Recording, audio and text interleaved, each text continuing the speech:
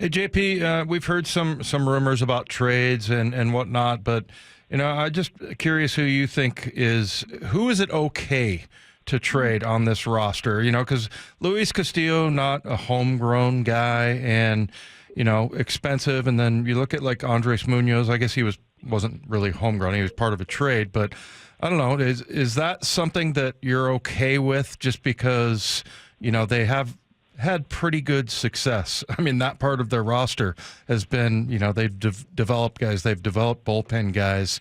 Is it okay to trade somebody like Andres Munoz or Luis Castillo? I think the answer is yes and yes, depending on what you get back. And we were talking today, and I had heard that there was some conversation between the Mariners and Red Sox again today, even after the Crochet trade, about the Red Sox still wanting to get some pitching from Seattle. And I think if they do that deal, the logical guy is Luis Castillo, because that's the contract that of all the contracts, the Mariners are probably most comfortable moving. Right. And the reason that you make this trade, if the Red Sox trade Luis Castillo for Triston Casas, let's say, which has been discussed, and I think it's a reasonable idea. If they make this trade, it is not only for Triston Casas. It is for Triston Casas and whatever else you can do with the money that Luis Castillo was going to make, because there is a significant gap between Castillo's earnings and Casas's earnings. Mm-hmm. And that gap you could do something with. So I think the Mariners are probably looking at it. And honestly, I think it's a reasonable idea to say, are we a better team with Luis Castillo on our roster as is, or take away Castillo but add Casas and, let's say, add a Jurickson Profar in free agency? And then the lineup all of a sudden has a different look to it. Yeah. And maybe you find the right bounce-back candidate, because there, as much as we talk, and I want to reframe a bit of the conversation around the Mariners and free agency. Because, yeah, it's a real thing. People will say, hitting at T-Mobile is a challenge, and it's hard to attract top free agents, and that's why the best free agent bat they could get last year was Mitch Garver, who struggled. All that's real. But you know what else is real? Two things. T-Mobile is a great place to pitch, which is why pitchers who are trying to have a good bounce-back year should want to sign there and pitch there. And the other piece is, the Mariners have built for themselves a pretty good reputation about developing pitching. And again, if I'm a young pitcher, if I'm Roki Sasaki coming over from Japan, and the Mariners sales pitch, I know Adam Judas reported on this in the Seattle Times, they're planning on having Ichiro part of the sales pitch. If Ichiro presents this to Roki Sasaki and says, listen, I spent so many great Major League seasons here, beautiful city, the media environment is positive. You get a chance to listen to Wyman and Bob every night. It's what you want to do. And we go down and listen. Oh, by the way, we're great at developing pitchers.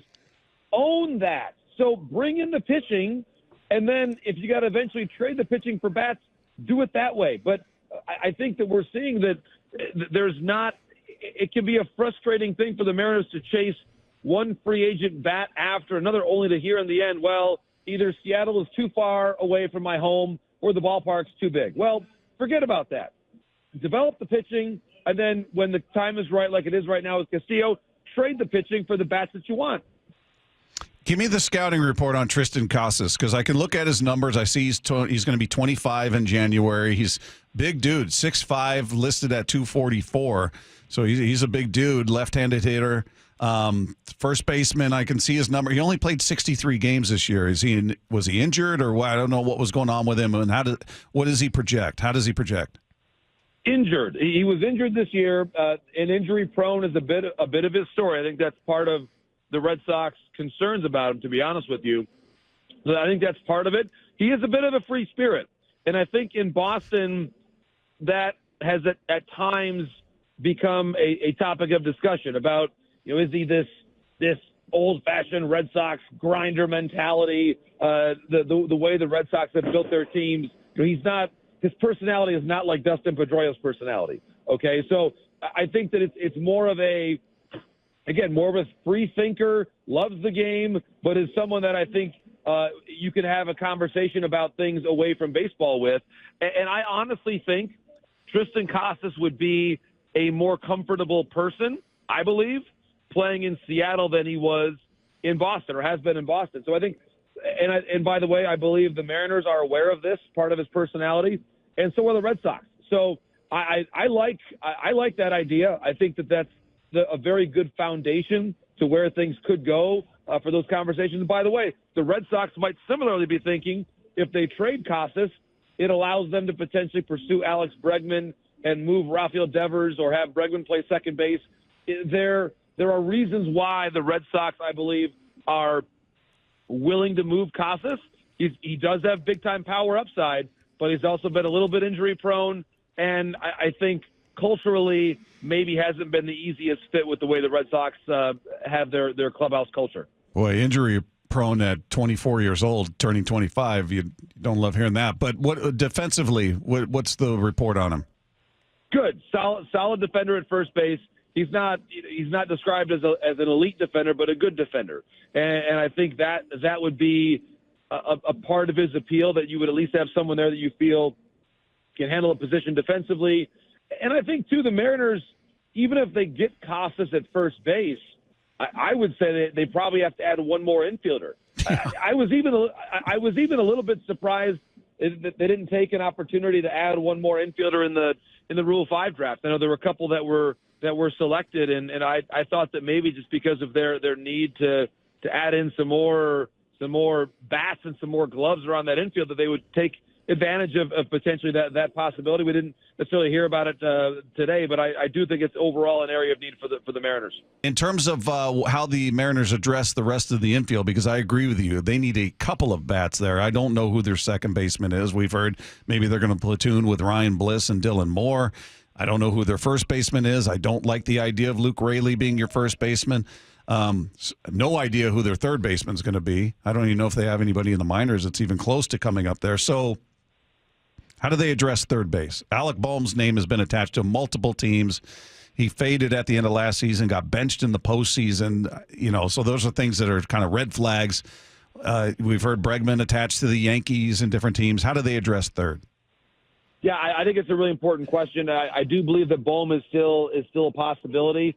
I would also point out in free agency, Ha-Sung Kim, who had been with the Padres, he is likely to miss the start of the season after undergoing surgery, but I think he's an interesting name to keep an eye on. I would also mention, talking about free agents, Gleyber Torres. And Gleyber Torres, interestingly, he was linked a little bit to the Toronto Blue Jays, but now that the Blue Jays acquired Andrés Giménez last night, that appears to remove the Blue Jays from that conversation.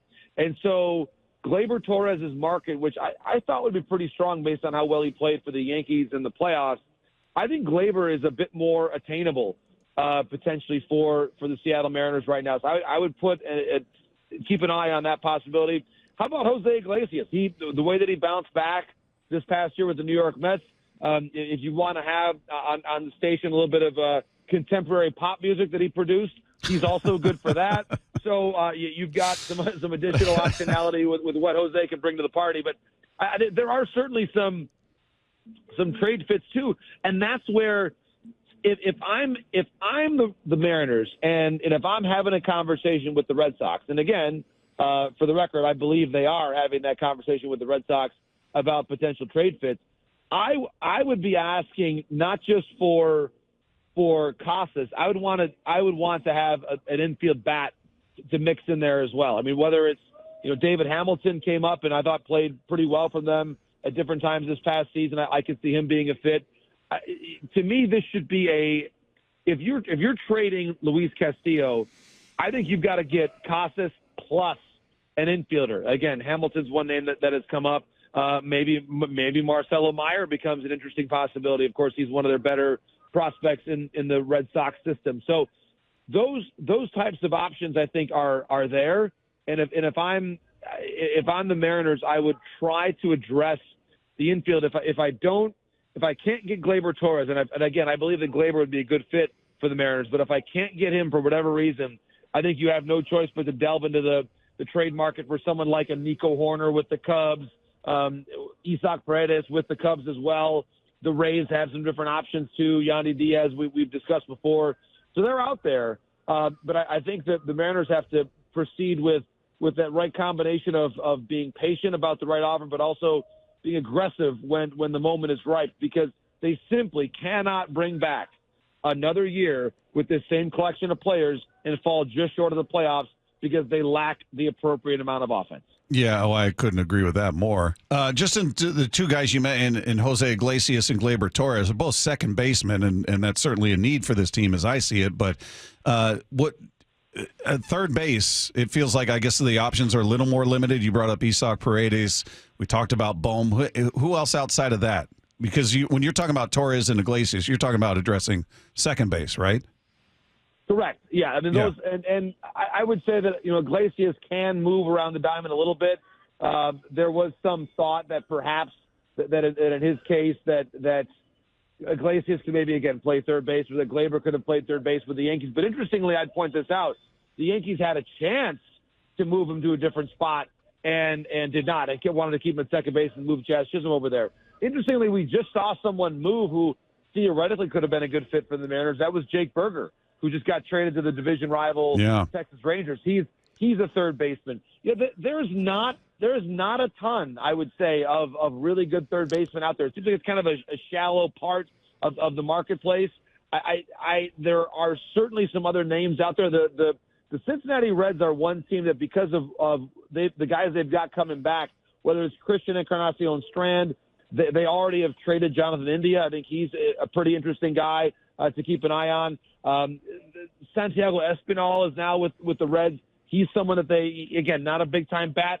But the Mariners, they've kind of been there, done that with the complementary bats, whether it's a Rojas or Urias, Moore. They've kind of already gone down that road. I think, for me, I'd want to get a major bat.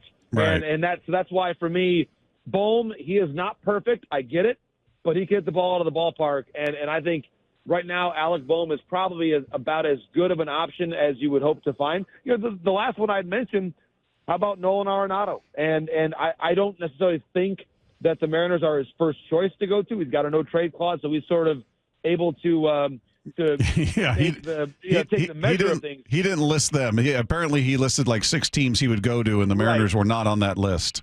So I'm not necessarily holding my breath for that to happen, but he is a West Coast guy, and so we'll see what direction things take there with the Mariners in their pursuit of their base. But I do believe that Bohm and Paredes are probably the two guys that I would look to the most. Yeah, and Arenado, I think, is owed $75 million, which would probably eliminate him. Big-time contract. Yeah. I could see the Mariners going, that's not going to work. So, Hey, JP, great stuff, my friend. Really appreciate all the updates and insights from down there. We've been watching you on MLB Network, doing a great job. So we appreciate it. Have a great rest of your week, and we'll talk again next week.